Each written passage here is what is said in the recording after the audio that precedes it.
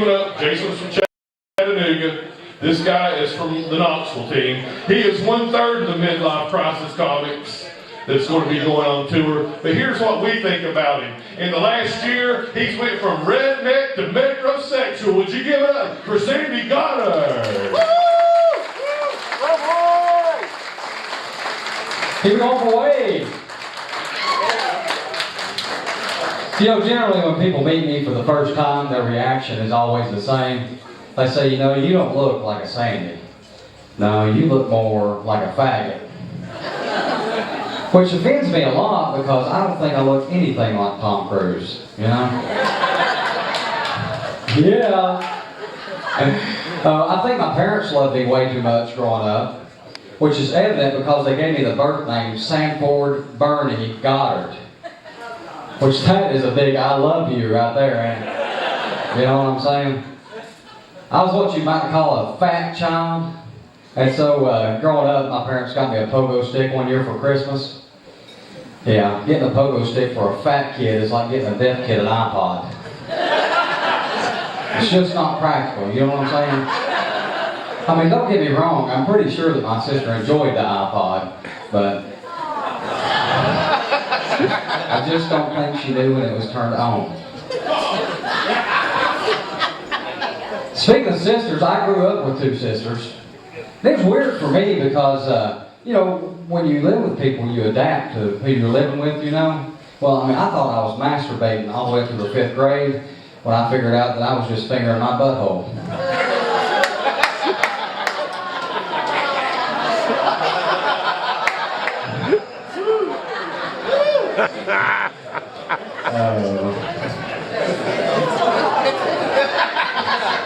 Let it sink in.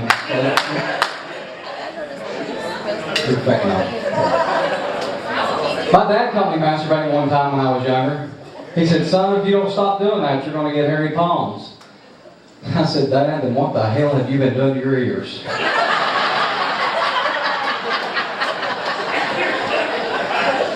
And Mom's upper lip.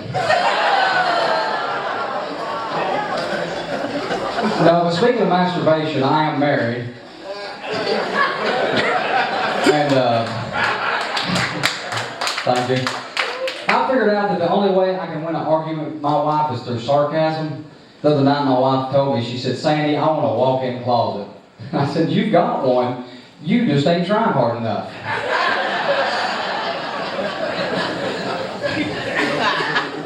She told me recently, she said, Sandy, would you like to go skydiving with me?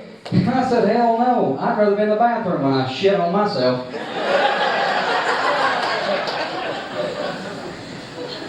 I like to kid with my wife a lot. I told my wife here a while back, I was like, honey, is it true that all black men are huge? And she's like, how am I supposed to know? I mean, I can only vouch for like 11 of them. Oh, I got a quick story for y'all. Oh my goodness, this is funny. I want to learn how to dance. And so I decided who better to study than black men on how to dance, you know, because they can dance like a son of a bitch. I studied about 6 months and I figured out that a black man, when he's dancing with a woman, don't look like he's dancing. He looks more like he's backing a truck into a stall.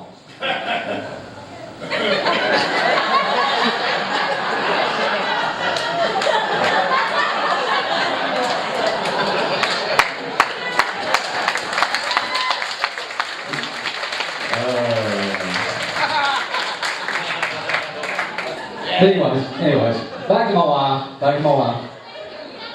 Me and my wife got to the point in time when we started nicknaming each other, and I call her my little sex camel, because she will store that shit up for months. She calls me Microsoft.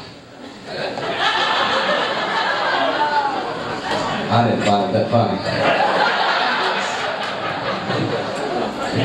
I read in the magazine somewhere it said if a woman got a piercing down there that would stimulate her during the day and it'd get her ready for sex that night. So I finally talked my wife into having it done. I come home that night from work and she's sitting on the floor. And her pants and panties are in a separate pile and she's sliding around like a dog scratching its ass on the carpet. I've never been so excited. I went running over to her and she stopped me. I got about 3 foot over. She said, Sandy, I have had 9 orgasms today. Do not embarrass yourself.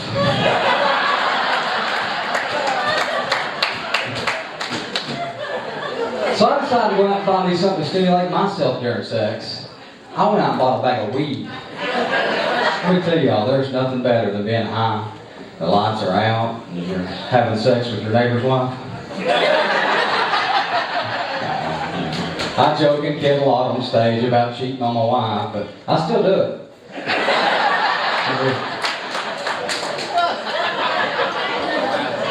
The hardest thing about being married, when you get married, the hardest thing, the decisions you make, the hardest decision to make is when you're going to have children. Like me and my wife, we didn't decide to have children until 2 or 3 months after we found out she was pregnant.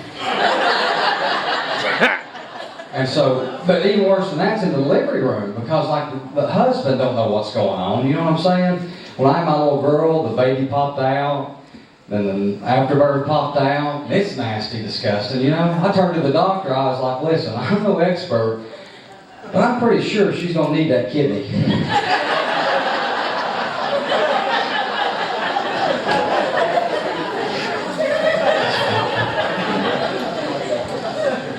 Me and my wife now have 2 children. They're for sale if anybody's looking. Hit me after the show. No, I do have a son though, man. He is the greatest thing in the world. I love my son to death. There's a day goes by that I ain't thankful that I have a... Shit, I'm sorry, I got a daughter. The hardest thing about having a daughter, being a dad, is when they start discovering things in their body that you particularly don't want to know about. The other night I was giving a little bath and she stuck her foot on the side of the tub. She's like, Daddy, what's this bump right here? Oh my God, this ain't Daddy's job, you know? I turned to her, I said, listen, if you or anybody else ever touches that bump, it'll paralyze you from the neck down.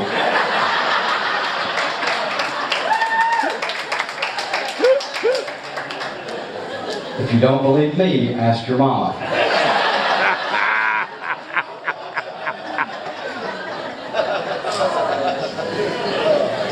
My little girl's getting a tummy on her now, you know? What do? You can't tell a kid they're getting fat. Well, unless it's your sister's kid, because I hate that bastard.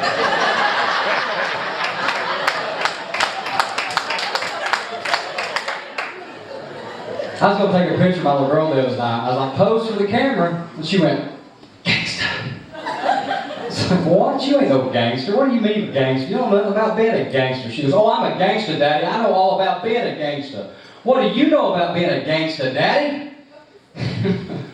So I shot her. The next time you walk into my house, you better be wearing neutral colors.